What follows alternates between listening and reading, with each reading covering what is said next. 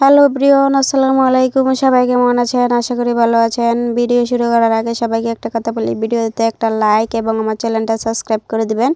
এই যে এখানে কাঁচা তেঁতুল সিদ্ধ বসিয়ে দিয়েছি, এখন সিদ্ধ করা শেষ হয়ে গিয়েছে।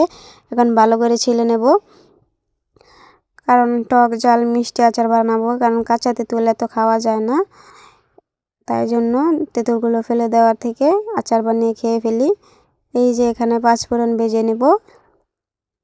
পরিমাণ মতো পাঁচফোড়ন নিয়েছি, পাঁচফোড়নগুলো লো মিডিয়ামে রেখে ভেজে নেব।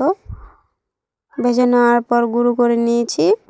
গুঁড়ো করে নিয়ে এই যে এখানে পাঁচফোড়ন গুঁড়ো, হলুদ, মরিচ, লবণ পরিমাণ মতো নিয়ে নিয়েছি। এখানে সয়াবিন তেল ঢেলে দেব, কারণ আমি সরিষার তেল খেতে পারি না। এখানে হলুদ মরিচ দিয়ে লবণ দিয়ে গরম তেলে ছেড়ে দিয়েছি তেঁতুলগুলোকে, ভালো করে কষিয়ে নেব। এখন নাড়াচাড়া কোনো রকমই বন্ধ করা যাবে না, কারণ নিচ দিয়ে লেগে গেলে ভালো লাগবে না।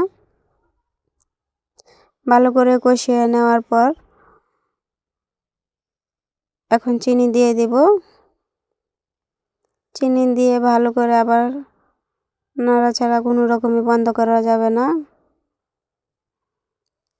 চিনি দিয়ে দিলে পানি ছেড়ে দিয়ে অনেকটা পাতলা হয়ে গিয়েছে। এখন ভালো করে ঘন হওয়ার জন্য আবার জাল করে নিব, নাড়াচাড়া বন্ধ করা যাবে না।